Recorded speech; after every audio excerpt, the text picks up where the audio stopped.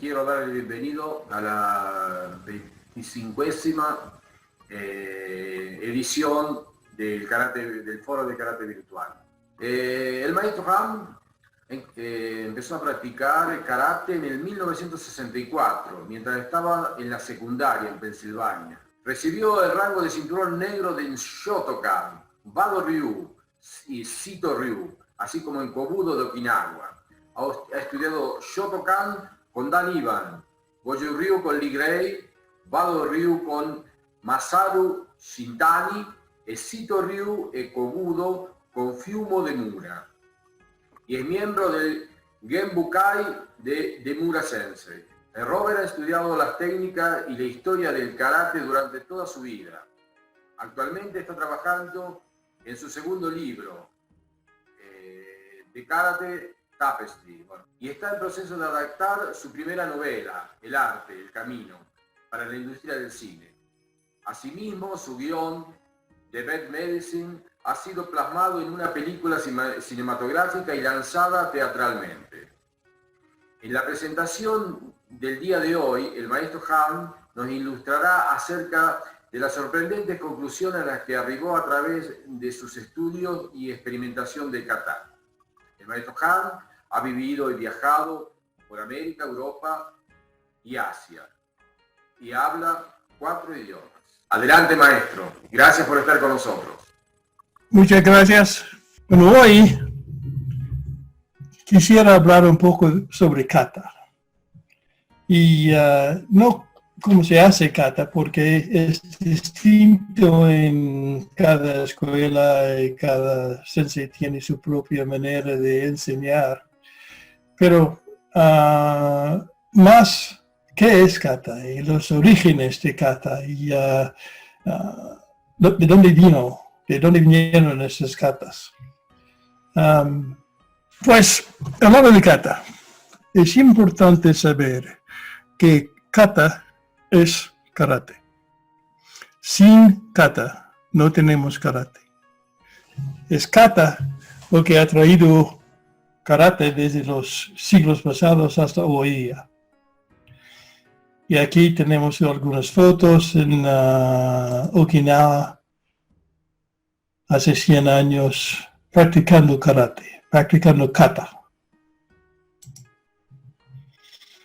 Este es interesante porque es una foto de Yuhatsu Kiyoda con un grupo de estudiantes, y es él aquí. Pero ya Yuhatsu Kiyoda estudió con Higashioda Sensei, y no están haciendo Goju Ryu aquí. Pero no sé por qué es, pero no importa. Había muchas maneras de pelear en los años pasados. Los gladiadores, las legiones romanas, los pistoleros del oeste. Este es el famoso Wyatt Earp y sus hermanos y Doc Holliday. Y ellos todos tenían maneras de luchar, pero nosotros no sabemos cómo luchaban, qué pensaban, qué técnicas tenían. Es interesante que este hombre, Wyatt Earp, cuando era viejo, casi 45 años después del tirateo en el OK Corral, vivió en Los Ángeles y enseñó a actores a usar pistolas y les enseñó cómo hicieron esa batalla en 1881. Hice esta foto para ilustrar kata. No sabemos nada de cómo luchó Wyatt Earp o los gladiadores, pero sabemos cómo luchó un hombre que vivió hace 300 años, que se llama Kushanku. Vamos a hablar más de él luego. Y lo sabemos por su kata. Y esta foto ilustra lo que es karate. Esta muchacha es una estudiante mío. Esta foto es de hace 2 años. Ese es Nagamine Shoshin de los años 30, yo creo, 1930, algo así. Así que estas 2 fotos están separadas por casi 100 años y están haciendo exactamente la misma cosa. Y yo creo si tuviéramos una foto de Kushanku, lo podríamos poner aquí, y él estaría haciendo la misma cosa. Esta es kata. Quiero también decir que no hay 2 partes de karate, solo kata. El kumite que hacemos en torneos y todo eso estaba inventado en 1950 más o menos, y para hacer torneos. Y vamos a hablar de eso luego un poco. Cuando empecé a estudiar karate hace 60 años, quería aprender todas las katas que había. Y hice esta lista de katas, todas las que podía encontrar con el kata, el estilo que lo usa y el origen de la kata, más o menos. No está completo todavía, porque siempre estamos aprendiendo más cosas, pero he aprendido más o menos hasta acá, hasta Tensho. Algunos de estas no lo conozco porque no me interesan, pero estoy tratando de por lo menos conocer cómo se hace estas katas. Cuando empecé a ir a torneos hace muchos años, entendí que no sabía nada de las katas que estaba viendo. Y si iba a buscar bien las katas, tenía que saber cómo se hacen las katas. Y empecé a estudiar con mucha gente. El Wado-ryu, el Shito-ryu, el Shotokan, el Goju-ryu, el Shorin-ryu, para aprender esas katas, los orígenes de las katas. Y de verdad cómo se hace. Porque hay mucha gente que hace kata en un estilo y piensan que esa es la kata, el kata total.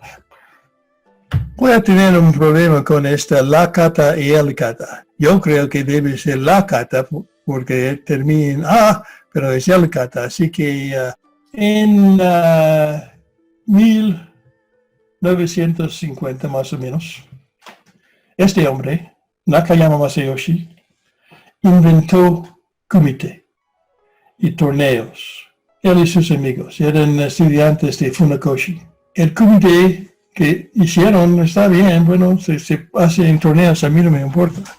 Pero es importante saber que no es karate, es otra cosa. Y el Nakayama también inventó esta versión de la kata Unsu, con esa salta tan famosa. Este es uno de mis estudiantes, Ryan O'Donnell.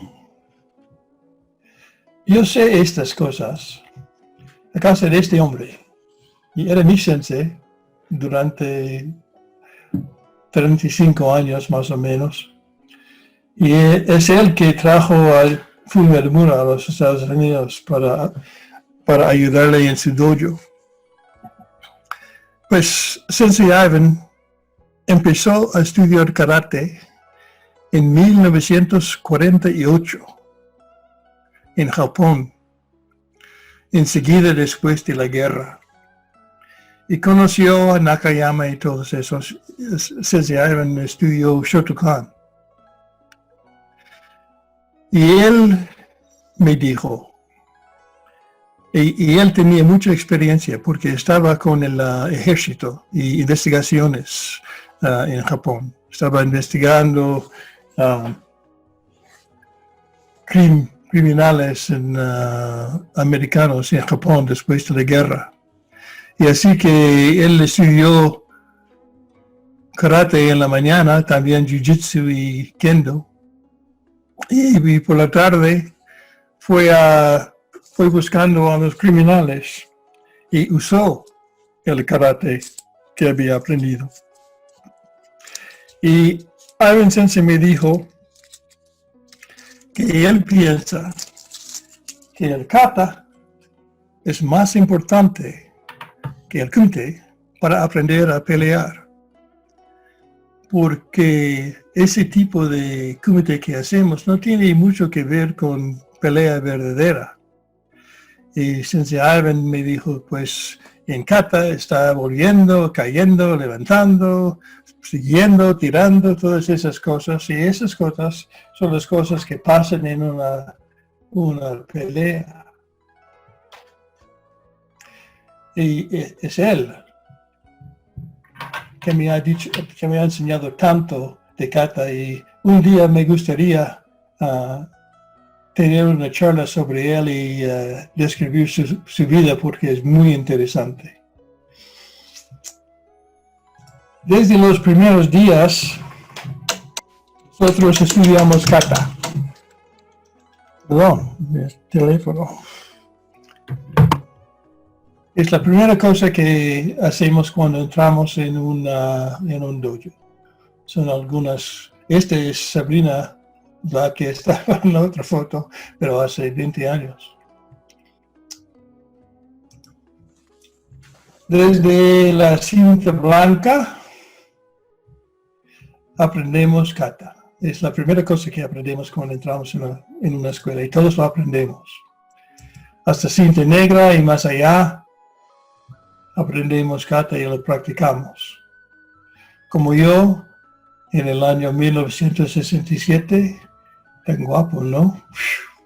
Casi no creo. Hasta ahora, practicando kata.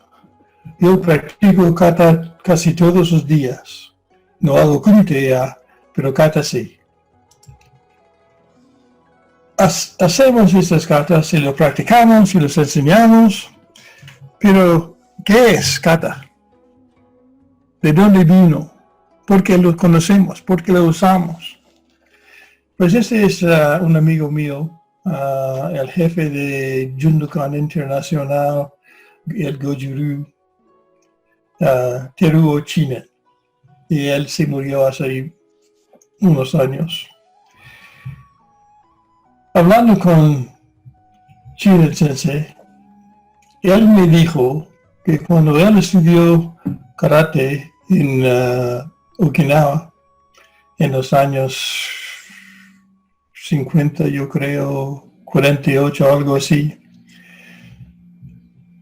su sensei, que era Miyasato, le enseñó primero las técnicas. Aprendieron a hacer varias cosas, varias técnicas, y después de aprender las técnicas, entonces Miyasato Sensei les enseñó los katas. Así que Chinen Sensei cree que kata fue una manera de pasar técnicas de luchar desde un sensei a un alumno, a un estudiante. Y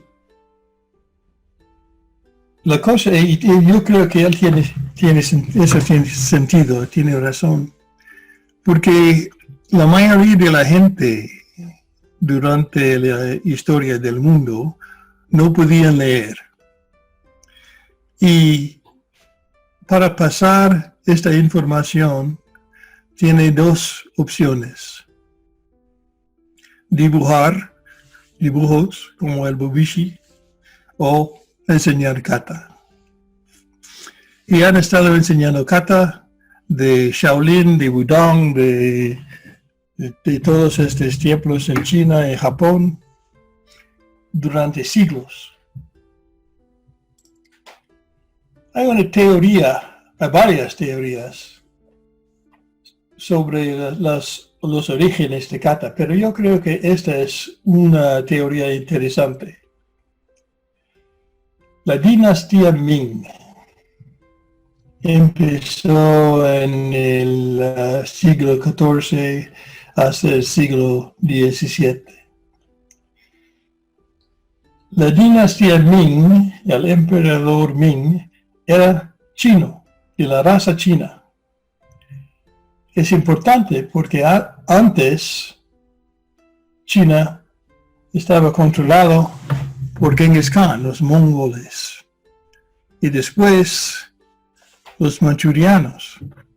Y los manchurianos conquistaron a China en 1644 más o menos. Pero el ejército, los guerreros y los monjes eran fieles al Ming. Quedaron fieles después de que los manchurianos lo conquistaron. Los manchurianos empezaron la dinastía Qing. Esa dinastía duró hasta 1912 en Chiang Kai-shek. Pues los guerreros, el cuento es, inventaron un signo secreto, un signo como un signo de pandilla. La palabra Ming consiste en dos letras, luna y sol. Juntos forman la palabra Ming y significa algo como brillante. Y los soldados hicieron este signo usando el sol y la luna, poniendo el puño derecho en la mano izquierda. Así. Así podían identificar amigos o compañeros o otros guerreros que eran fieles al Ming. Y este signo nos viene en katas, como esta. Dicen que los guerreros, cuando los manchurianos conquistaron a China, los guerreros fueron a esconderse en varios sitios y uno era el Shaolin. Así que el cuento es que el arte marcial que vino del Shaolin es una mezcla de cosas, que es todo karate es una mezcla de cosas. Pues una mezcla de las técnicas de los guerreros y los monjes y todo mezclado. Hay 3 katas, por ejemplo. Hay muchos katas que empiezan así en karate, pero hay 3 katas, Jite, Jin y Jion, que todos los 3 empiezan así. No sabemos seguramente de dónde vinieron, pero la palabra Ji en japonés, significa templo. Y es posible que Jite, Jin y Jion tiene algo que ver con el templo Shaolin o otro templo. Jite puede significar las manos del templo. No sabemos mucho de seguro de karate porque la mayoría de la información que tenemos es boca a boca. Pero sabemos algunas cosas. Uno es este. En 1683, un Saponoshi, un dignatario de China, llegó a Okinawa. Y se llamó Wan Ji, o también Wan Shu. Y un amigo mío, John Sells, escribió esta este libro que se llama Unante, que es muy grande, que se trata de cosas de karate, la historia de karate. Y John dice que el Wanshu o Wanji, el Sapunoshi, enseñó kata a los nobles de Tomari. Y los nobles entonces nombraron el kata por Wanshu. Y si eso es verdad, significa que el kata más antiguo que conocemos, seguro, tiene 350 años. Y es posiblemente el primer kata que podemos identificar. Aquí es Sakagami Sensei haciendo un parte de Wanshu. Y otra vez el Shotokan en Nakayama convirtió el Wanshu a la kata que se llama Empi, con esta salta muy famosa. Yo creo que es interesante estas tres muchachas, cómo hicieron el pelo hacia la misma cosa al mismo tiempo. Muy interesante. Creo que ganaron.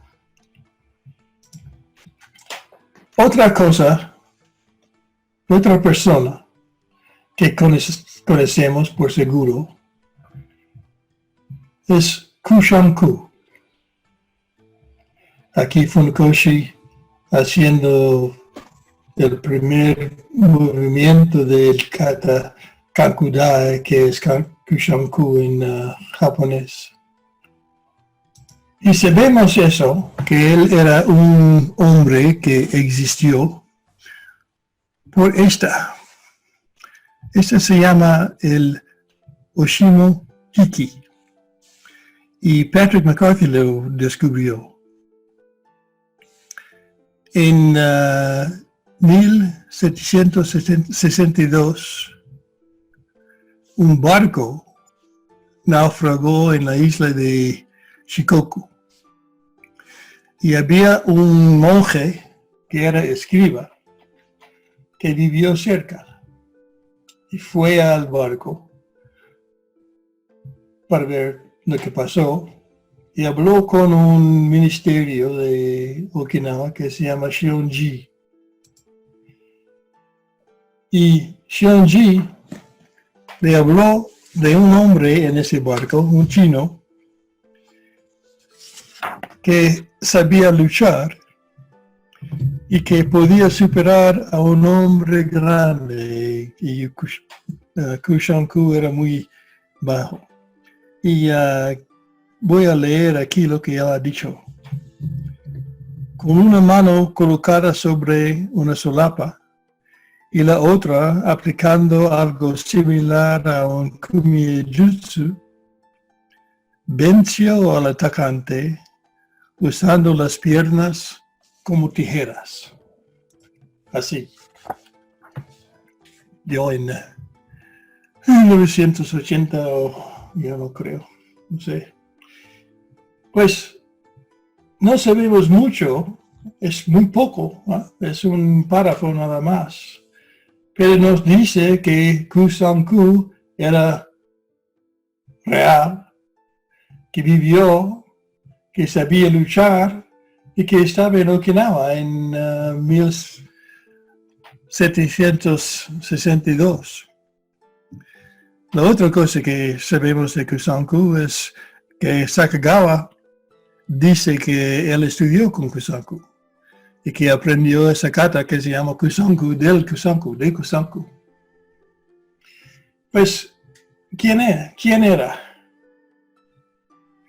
Sería interesante saber quién era Kusanku, que estaba en Okinawa enseñando y había en este barco y entonces después desapareció.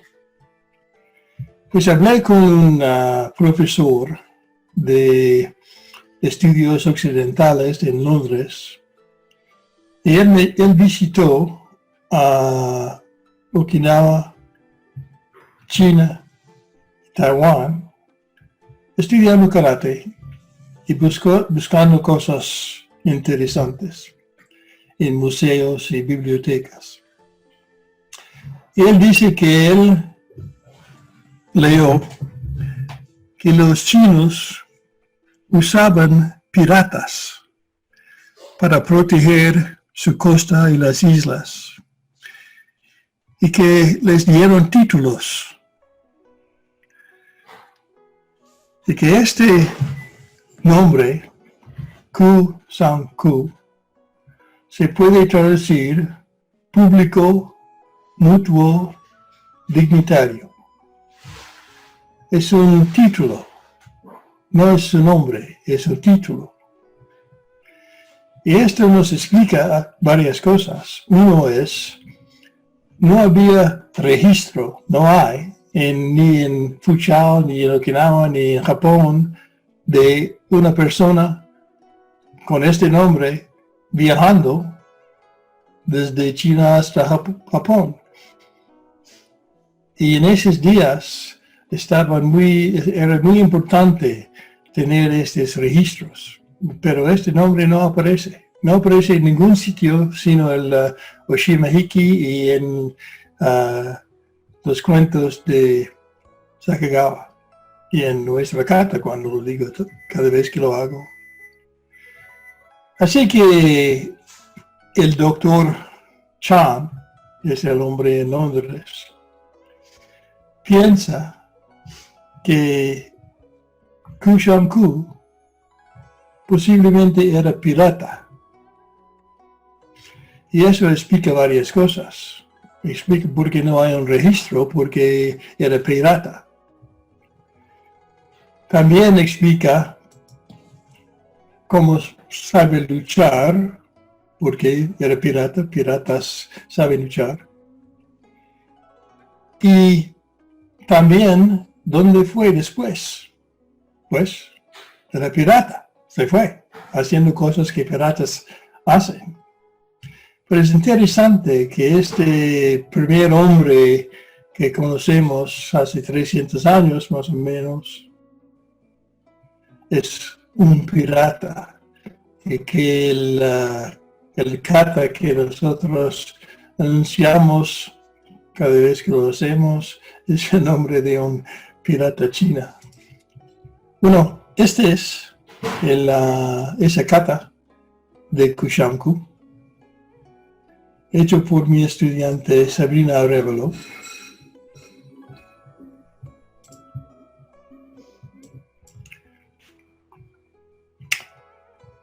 Y esta es la versión más antigua que yo podía encontrar, hecho en el estilo Shitoryu, no en el estilo Shorinryu. Pero esta versión es la misma versión que hace los okinawenses, como Nagamine. Y en mis estudios trato de aprender las versiones más antiguas que puedo para saber de dónde vinieron esas katas antes que nos pasaron a nosotros. Hay otra versión de esta kata que se ve muchas veces en torneos, hecho por Hayashi Sensei, Hayashi Teru. Pero Hayashi añadió cosas a esta kata para hacerlo mejor para torneos.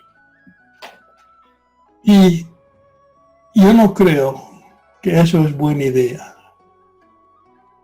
Porque ¿cómo van a saber los estudiantes del futuro estas katas y cómo eran si los cambiamos?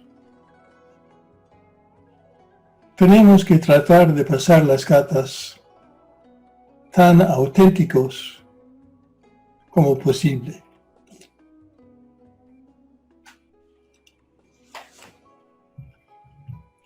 Salim es un amigo mío. Bueno, volviendo un momento a esta lista, quería decir algunas cosas. Miren aquí estas katas.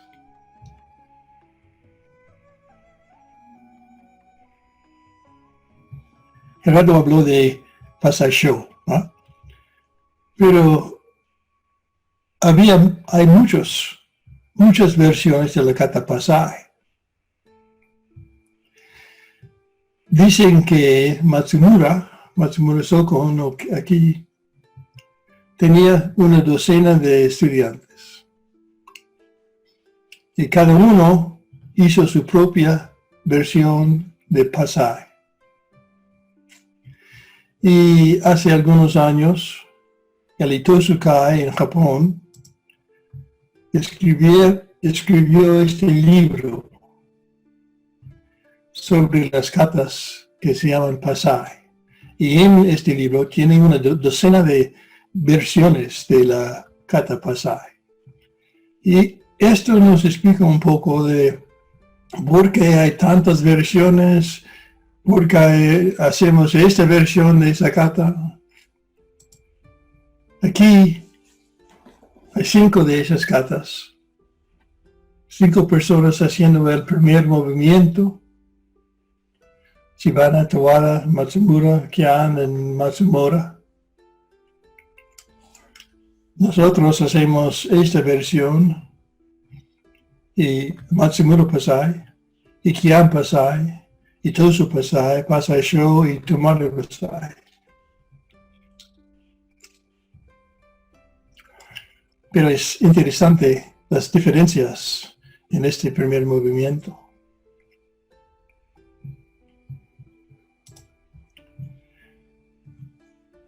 Quería hablar también de otra cosa interesante de kata de Okinawa. Aquí hay una lista de katas de más o menos Nahate. Pues Nahate en Shurite no tiene sentido en Okinawa. Los okinawenses lo usaron cuando estaban hablando a los japoneses para explicar un poco de los estilos, porque no querían decir Tangte o Karate que vino de China. Así que lo cambiaron. Pero en Naha enseñan Goju-ryu, Uechi-ryu y Ryu-ryu. Shito-ryu es nada más que una copia de Goju-ryu con unas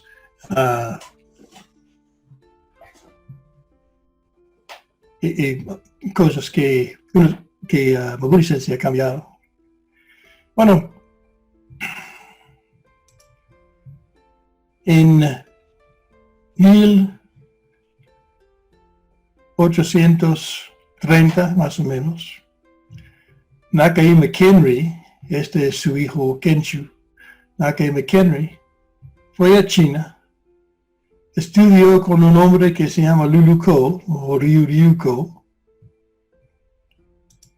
y aprendió estas katas en Ryu-ryu.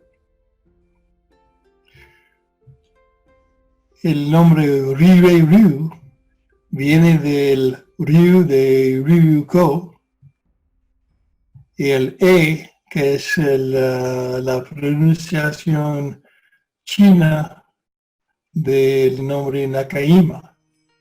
Entonces, Ryuko Nakahima, estilo. Pero él aprendió estas katas. También estas katas. Sanchin, Sansiryu, Seisan. Las mismas que aquí en Goju-ryu y también en Uechi-ryu.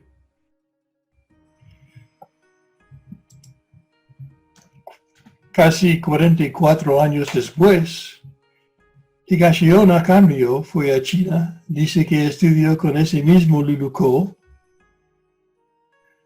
en 1874 y quedó 10 años más o menos. Y aprendió estas katas. Sanshin, Sansiryu, Seisan, Superempe.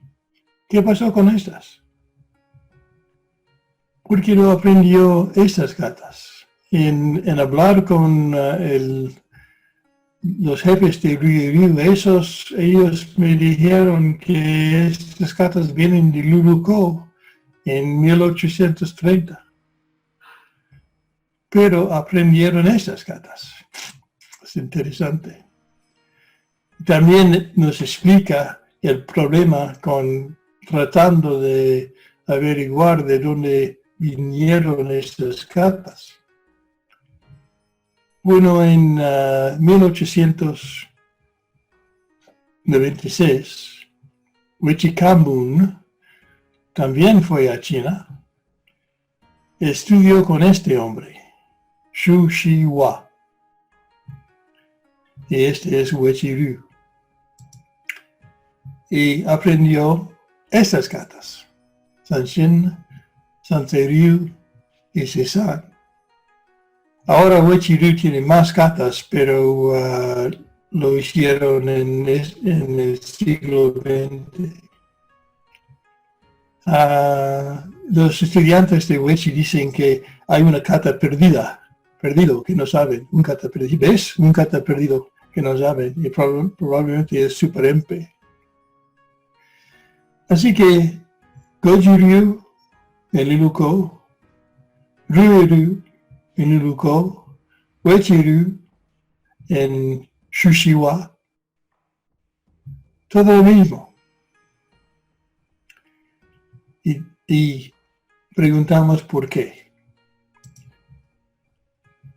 Y regresamos a esto,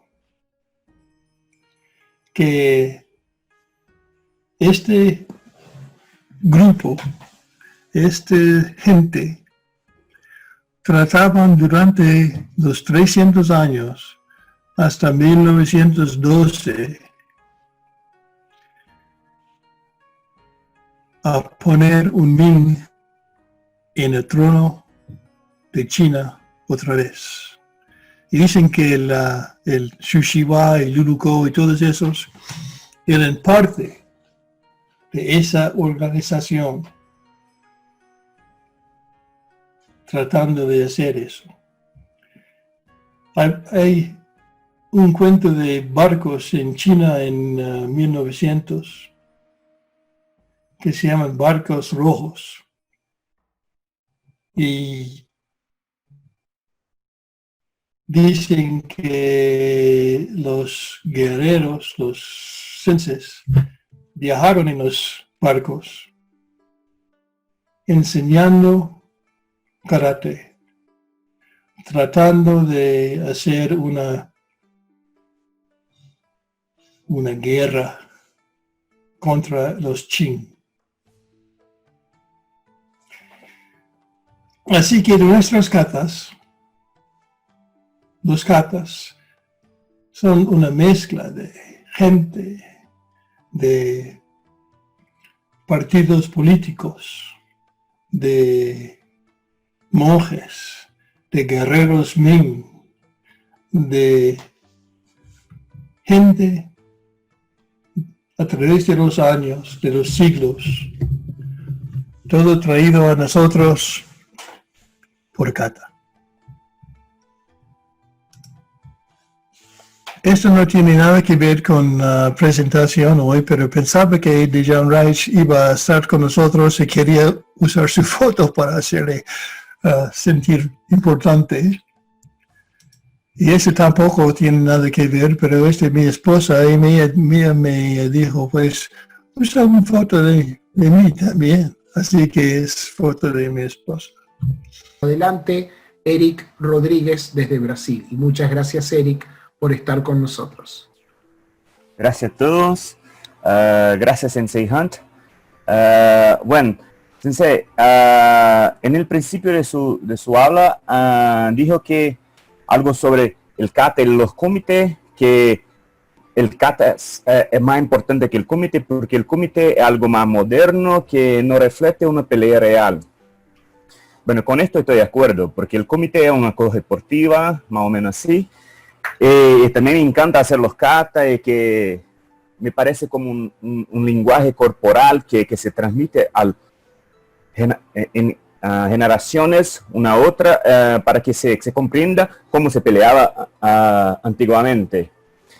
Pero yo vengo escuchando muchas teorías sobre el kata, sobre los katas, sobre los bunkai, y como dije Sensei McCarthy en su charla, otras personas lo dicen, la búsqueda por los bunkai, pero la comprensión práctica de los movimientos del kata se empezó muy recientemente, que me parece que, no sé si me equivoco, pero me parece que antiguamente no se practicaba los bunkai, se practicaba solamente los kata. Y que yo quiero saber que de acuerdo con su pesquisa, con su conocimiento, ¿qué piensa de esto? ¿Piensa que el bunkai es tan importante cuanto el kata? ¿O que entrenar solamente el kata es más que suficiente, que el bunkai no se hace tan necesario, una vez sí o no, pero no es lo más importante? Bueno, gracias. Primero, no decía que el kata era más importante que pelear, que kumite. Okay. Yo dije que kumite no tiene nada que ver con karate, que kata es karate y kumite es otra cosa, pero está bien. Esa cosa de bunkai, siempre lo estamos tratando de entender lo que es bunkai y lo que es kata. Y iba a hablar de eso también hoy, pero puedo estar hablando aquí todo el día sobre kata, sobre bunkai y las orígenes. Esto es lo que yo pienso.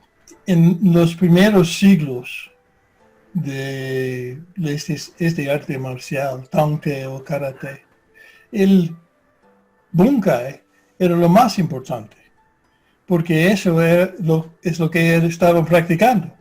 En 1850, cuando Matsumura estaba enseñando karate, era para pelear, era para defender al rey. Así que el bunkai de la kata era muy importante. Pero lo que pasó, yo creo, es que se perdió el bunkai. En 1900, cuando Itosu Sensei empezó a enseñar en escuelas, no enseñó bunkai, enseñó puro kata. Y durante los años, el bunkai desapareció. Y lo que nosotros estamos ahora a hacer es entender lo que era el bunkai y qué era, y nadie sabe, porque está perdido. Pero quería mencionar otra cosa. Kata ha transformado en otra cosa. Nosotros, tú y yo, no hacemos kata para pelear, pero hacemos kata. Porque la práctica del kata nos lleva a un sitio, posiblemente un sitio parecido a la religión de Zen. Y todo el mundo ya que hace karate, práctica kata, pero no lo hacen para pelear, lo hacen para otra cosa. Descubrimos que el kata nos ofrece otra cosa, pero yo creo que en los primeros edades de karate, en los siglos, el bunkai era lo más importante. El problema es que nadie sabe el bunkai, solamente tenemos ideas y interpretaciones y cada uno tiene su propia versión de cómo se hace esto y qué significa esto y todo eso. Y he hablado con mucha gente y casi no hay nadie que puede decir por seguro lo que significa los movimientos de kata. Sí, gracias. Muy buena. Muchas gracias a Eric por su pregunta y a usted, Sensei Han, por su generosa respuesta. Tenemos una pregunta de Shihan Gerardo Pimentel y luego de Sensei Carlos Mancuso. Adelante, Sensei Pimentel. Gracias. Yo creo Creo que la confusión en todo este tipo de temas parte de los distintos estadios que ha sufrido nuestra disciplina en cuanto a una parte primaria o primitiva, que fue la que ahora nos está describiendo de una manera sistemática el Koryu Uchinadi. Otra parte fue la que se sistematizó con la práctica de karate y la incorporación a los colegios primarios y secundarios. Y una tercera, que creo que es la de la competencia deportiva a partir de 1950. Yo creo que esos tres estadios de práctica en todo un entorno denominado como karate, que bien puede tener una denominación, a lo mejor se permitan este tipo de, no sé si definirlas como confusiones, o a lo mejor falta de experimentación para definir qué es cada cosa. Te pediría que a lo mejor seas más específico en definir por qué kata es karate y por qué kumite se aleja o a lo mejor no define a la palabra karate. Karate puede ser lo que nosotros hacemos, porque hay millones de gente que hacen karate y todos hacen lo que quieren hacer. A mí no me importa lo que hacen. Lo que pasa es que lo que ha traído karate desde hace 300 años es kata. No es kumite. Lo que hace el kumite no tiene nada que ver con esas katas. Es una cosa distinta. Y es por eso que digo que kata es karate. Y hay mucha gente que no me creen, que dicen, no, kumite también es karate. No, está bien, es un punto de vista confiable. Sí. Pero es mi opinión. Que sí. Por supuesto, sí, es válido. Kata es karate y karate es kata. Y yo lo digo siempre. Muchas gracias, Sensei Pimentel. Gracias por las ayudas desde Italia y desde Brasil. Tenemos una pregunta de Sensei Mancuso. Sí, buenas tardes.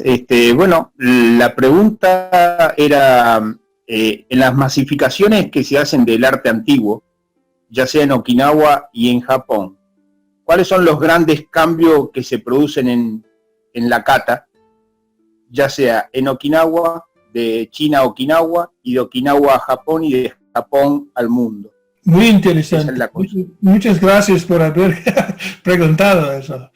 La verdad es que las únicas katas que sabemos que vinieron de China son los katas de Higashiyama y Uechi y Nakajima. No hay kata en China que hemos visto que es similar a Basai, por ejemplo. Esa kata no existe en China, así que no sabemos de dónde vino esa kata. Posiblemente hace 300 años era distinto y en China hicieron unas katas distintas, pero una comparación con hoy, esas katas no tienen nada que ver con lo que hacen en Wushu o Kung Fu o lo que quieres decir. Pero desde Okinawa a Japón, eso es muy interesante, porque en Okinawa, antes, yo no sé cómo es ahora, pero antes, practicaron karate y kata para aprender a pelear más o menos, o para aprender kata. En Japón se cambió a un deporte, a karate do. Y los chinos estaban tratando de conquistar Asia en el año 1936. Es el mismo año que karate fue parte del Butokukai, que es la organización en Japón para artes marciales. Y tenían que perder la conexión a China y querían perder la conexión a Okinawa para tener un arte marcial japonés, puro japonés. Por ejemplo, el estilo Wado Ryu, hecho por Hironori Otsuka. Yo lo estudié hace muchos años. Otsuka Sensei nunca fue a Okinawa. Quedó en Japón, aprendió un poco de Mabuni y Funakoshi y hizo su propio estilo. El emperador de Japón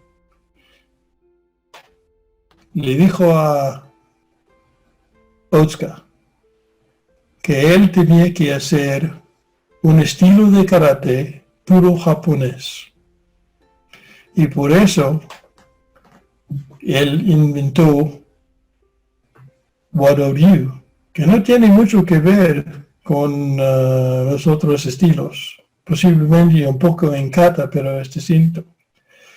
Y lo que es interesante, yo creo, esa palabra, Wado. Cuando estaba estudiando Wado Ryu, tenía el emblema en mi gi diciendo Wado Ryu en japonés. Y estaba estudiando japonés también en una escuela aquí, en una escuela graduada aquí en Arizona. Y estaba estudiando japonés. Y mi profesor pasó, y mi guía estaba aquí al lado de mí. Y él me dijo, pues, estudias karate. Y yo dije, pues sí. Estudias el camino de Japón. Y yo dije, el camino de Japón. ¿Qué sería eso? Y dice, sí, Wado. Significa camino de Japón. Y yo le dije, pues no significa camino de armonía o paz o algo así. Y él me dijo, pues, sí, también eso. Y yo, Otsuka quería hacer este estilo japonés y perder toda conexión a los otros países y usar esta palabra y lo tradujo como camino de paz o camino de armonía. Pero todos los japoneses en el mundo ven Wado y entienden camino de Japón. Es una cosa interesante que cuando hablan de cómo cambió las karate desde Okinawa a Japón, es una de las maneras de cómo se cambió. Además, podemos hablar mucho de eso. El Shotokan, por ejemplo, el Nakayama, esos cambiaron lo que enseñó Funakoshi a esta cosa para torneos, y MP y Unsu y esas katas ya no tienen nada que ver con los originales. Gracias, Sensei Han, por su disertación primero. Usted mostró unas placas donde en los distintos, hoy llamados estilos, se repiten las mismas kata. Creo tiene que ver con la forma en que fueron recibidos esas kata a través del tiempo, y que además los chinos que no transmitían solamente a una localidad o a un lugar, ¿no? De hecho, mi pregunta apunta a preguntarle sobre el famoso Chanang, que históricamente, bueno, algunos historiadores dicen que es simplemente el nombre de una kata, mientras que otros dicen que hay toda que es una persona que transmitió las kata Chanang a distintas personas, entre las que podemos nombrar gente de Yuri, como Matsumura, como Kian, como Itosu, gente de Kume, como Nakaima, o también gente Teruya Sensei. ¿Qué opinión puede darme usted respecto a la existencia o no de Chanang como kata o como persona?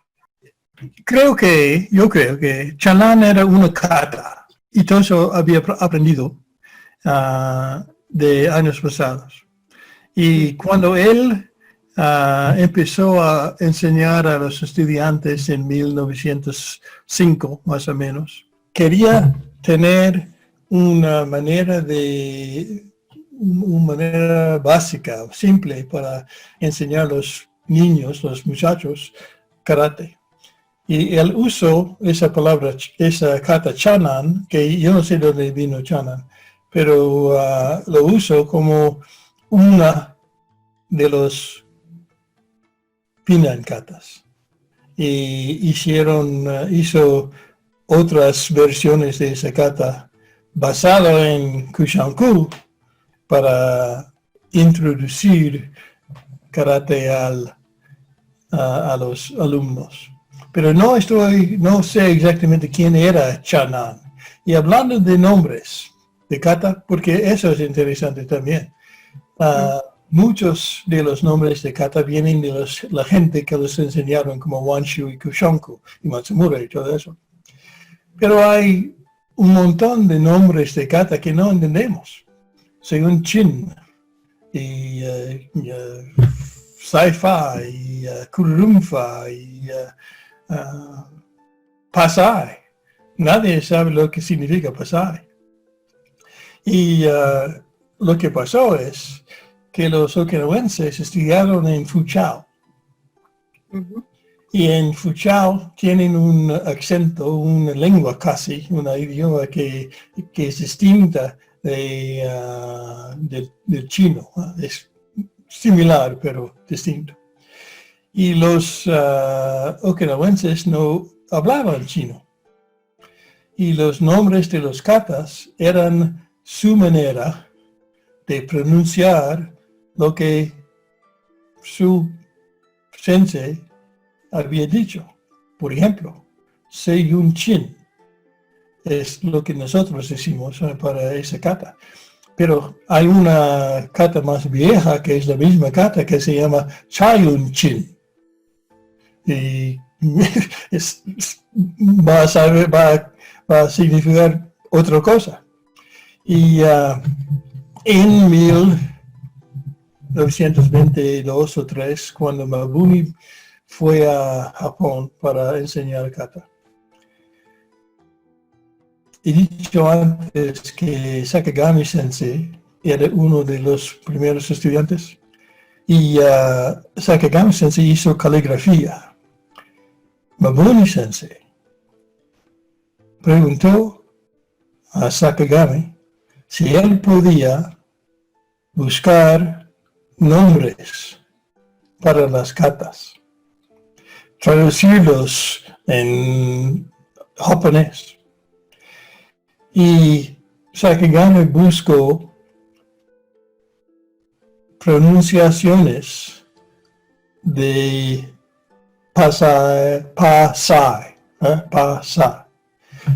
Y buscando una pronunciación de Pasai, encontró un kanji, Pa, y Sai era otro kanji. Así que él tradujo el nombre de Pasai como penetrar algo, fortaleza, algo así. Pero son las ideas de Sakagami. No tiene nada que ver con lo que significan esas katas. Seiyun Chin significa largo, silencioso, marcha. ¿Qué tiene que ver con karate? Encontré a un hombre, Sifu Liu, de Taiwán, y él enseña un estilo de Kung Fu, guerrilla blanca. Y él sabe el idioma que se habla en Fuzhou, que se llama Fujian. Y me dijo que la palabra Chin significa poder o fuerza, no poder, fuerza, en Fujian. Y tenemos Seiyun Chin, Naifan Chin, So Chin, tenemos muchas katas que terminan en Chin y nadie los traduce como fuerza. A mí me parece buena idea que fuerza tiene algo que ver con karate y alguien debe buscar los nombres. Pero es muy difícil porque, como han visto, esta es una pronunciación okinawense de una palabra china que no existe ya. Así que es muy difícil de encontrar. Pero buscaré a Chanan y a ver quién sabe algo de quién era. Muchas gracias, Vilma Sensei, por su pregunta. Y muchas gracias por la respuesta, Robert Sensei. ¿Quién desea realizar algún comentario o pregunta? Se agradece. Adelante, Eric, por favor, desde Brasil. Muchas gracias. Porque ahora nos dio una información que es muy interesante sobre lengua, que es la lengua de Fukien, de todo. Y esto se pasa con el Wechiryu. Sí, yo platico Wechiryu, porque antes se llamaba Pangainun, y a nadie se sabe dónde viene esa palabra, a nadie se sabe la traducirla. Hay unos que imaginan que el sensei Kambun-Wech la inventó, pero yo creo que no, porque viviste en Fukien, probablemente aprendió un poco de la lengua, y esta es su pronunciación de la lengua. Pero dice ahora que la palabra chin significa fuerza. ¿Es lo mismo kanji y la misma palabra que en kata, por ejemplo, como sanchin? No sabemos el kanji.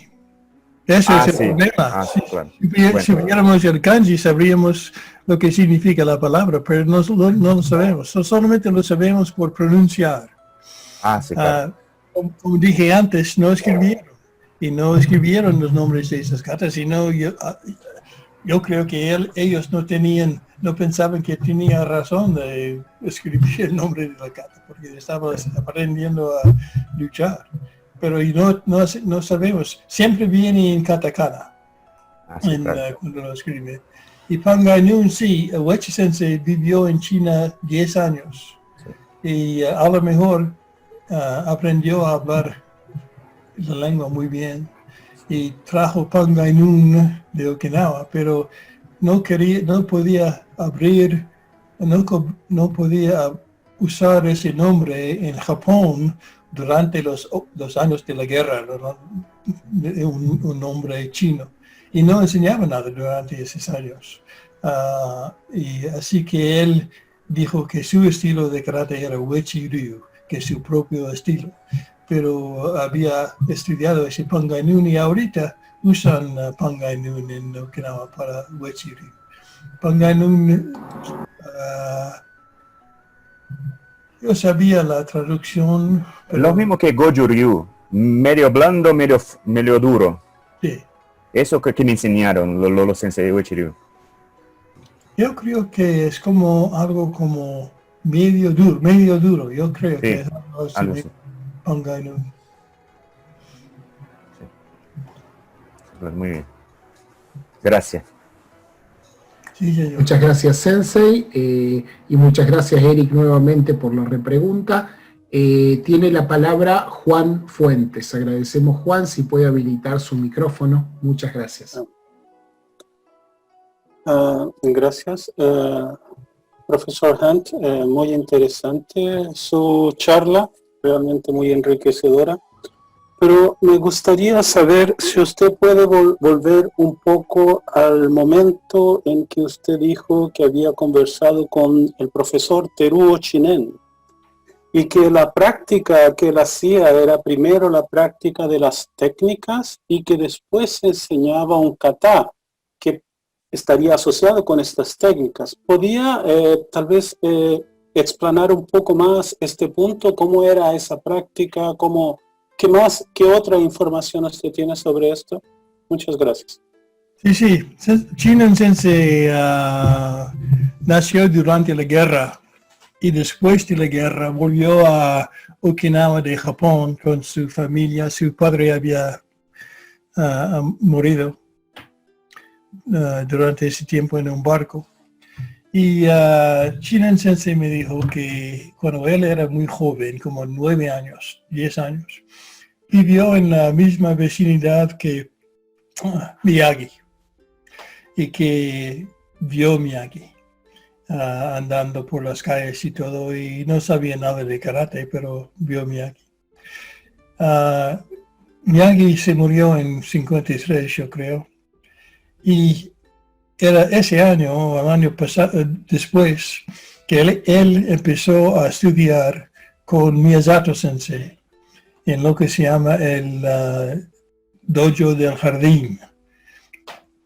Y era el dojo del jardín, el jardín de Miyagi, porque no tenían un edificio para estudiar, así que estudiaron afuera en el jardín. Y Chinen Sensei me dijo cuando tenía como 10, 11 años, así empezó con Miyazato. Y en esos días Miyazato no enseñó kata, que él no aprendió kata. Él no sabe por qué, no había hablado de eso, pero no aprendió kata, solamente maneras de luchar. Y él me dijo que después de como 2, 3 años, Miyazato Sensei le enseñó kata. Y yo no sé qué kata era, él no me dijo, pero que Miyazato Sensei le enseñó esas katas y que las katas que enseñó tenían esas técnicas en esos movimientos en las katas. Así que él sabía cómo usar todo eso y sabía los movimientos, solamente tenía que ponerlos en uno después del otro para tener un kata. Y él me dijo que durante muchos años él hizo lo mismo, pero después no es así. Él empezó a enseñar kata sin enseñar bunkai, pero enseñó bunkai enseguida después de enseñar las katas. Yo no sé por qué. Y no sé si es una manera general de enseñar, o era Miyazato, o quién sabe. Miyagi había muerto, y estaba muerto, y Goju-Ryu era casi perdido en esos días, y Miyazato trató de construir este sistema de Goju-Ryu otra vez, usando lo que podía recordar de Miyagi y lo que podía aprender de Yagi, que todavía estaba vivo ahí. Y posiblemente él solamente estaba enseñando los técnicos porque no sabía exactamente cómo hacer las katas. ¿No? Yo no sé, no sabemos en Chinen Sensei no sabía por qué. Pero y es la cosa interesante de karate. No sabemos nada, porque nadie estaba escribiendo por qué estaba haciendo esas cosas, y nosotros solamente tenemos ideas y teorías que podemos tratar de entender. Pero Chinen Sensei era un hombre muy interesante. Yo creo que Chinen Sensei era un maestro de karate, probablemente el único que conozco, porque él practicaba karate siempre. Él vino a Arizona una vez y yo fui al aeropuerto para recogerle, y cuando llegamos al aeropuerto, allá está Chinen haciendo kata en el centro del aeropuerto, esperándome. Siempre haciendo karate, siempre. Y era tenía algunos problemas, pero yo creo que era de los únicos maestros de karate. Y el otro es Shintani Sensei, un día hablamos de él. Adelante, Juan, por favor, disculpe. No, solo agradeciendo. Muchas gracias, muy interesante. No, yo primero quería hacer una consulta con Robert, dado que creería, no sé, es una idea que yo tengo, a través de tanta información que me llega y tanta inexperiencia que recibo. Yo creo que el tema de de los nombres de los katas, sus orígenes. Es una idea personal, una tesis personal. En ese tiempo se vivía un analfabetismo muy profundo dentro de la sociedad okinawense. Los que tenían acceso a la práctica de este tipo de disciplinas eran gente que estaba en un nivel económico y un nivel cultural un poquito más avanzado. Asimismo, nosotros hoy estamos recibiendo información a través de determinado tecnicismo que hace 20 años atrás solamente lo teníamos a través de nuestra memoria, en el caso de karate. Yo supongo que esto fue uno de los grandes temas que hoy lo estamos sufriendo a través de que no se pudo recibir a nada escrito. Todo está en el terreno de la suposición y el misticismo. No sé si en eso tienes algo que agregar, Robert. Podemos, como dije antes, hay muchas cosas que podemos decir de kata. Puedo hablar todo el día, te aseguro, sobre kata, porque podemos discutir el bunkai, los movimientos, los estilos, los katas, los nombres de los katas. Yo he escrito como 2 o 3 capítulos sobre kata. Así que yo creo que sería buena idea hablar de eso, presentar una vez la conexión entre Okinawa y China formal. Iba a hacer un poco eso y lo hice, pero hay tanta información que estaríamos aquí hasta medianoche. Una cosa interesante es el kata Anan, y hay un estilo hecho por un hombre que se llama Anan, que llegó a Okinawa en 1850, algo así, y él tenía que viajar 7 años enseñando su estilo de arte marcial. Era parte de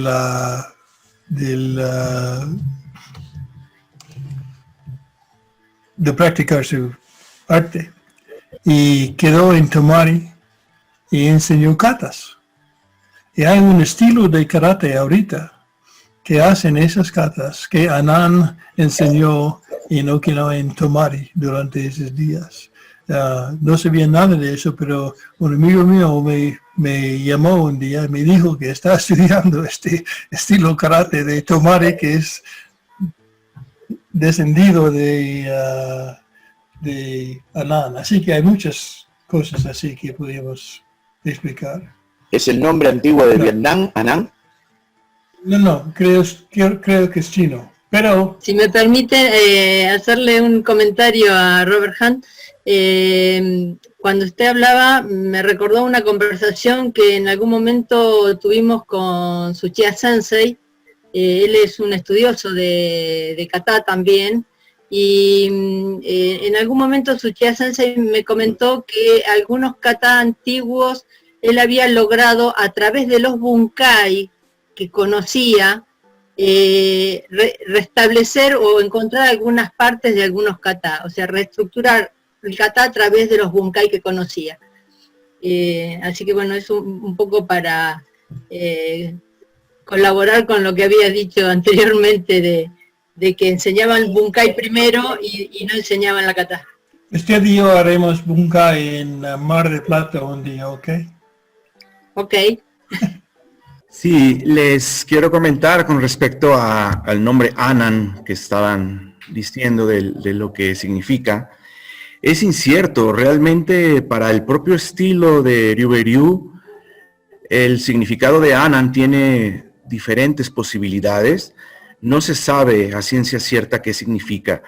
Como referencia, se cree, es posible que en la travesía que hizo Nakahima desde China de regreso a Okinawa, posiblemente visitó o estuvo cerca de algunas regiones por el sudeste asiático.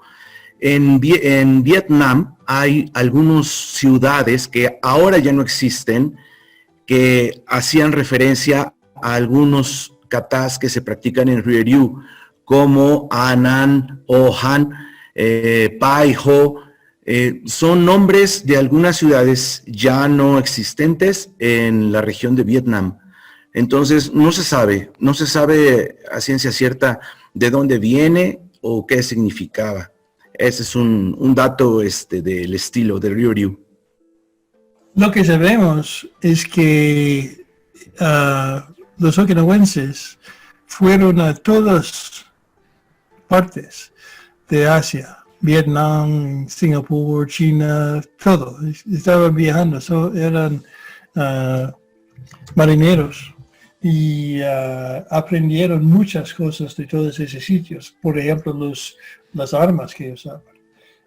Y es posible que eso vino de Vietnam, porque esos nombres, Paiho y esos nombres, no tienen mucho que ver con China, ni Okinawa, ni Japón, ni nada. Son nombres distintos.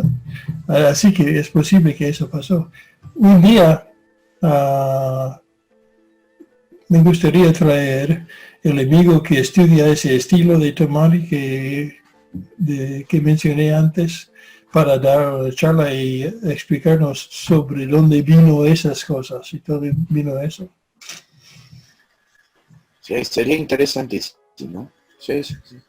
No más que agradecer a cada uno de ustedes, en especial a Sensei Han por su enriquecedora y maravillosa investigación personal, curiosidad que ha desarrollado a través de todos estos años de karate y que la está volcando generosamente en este medio.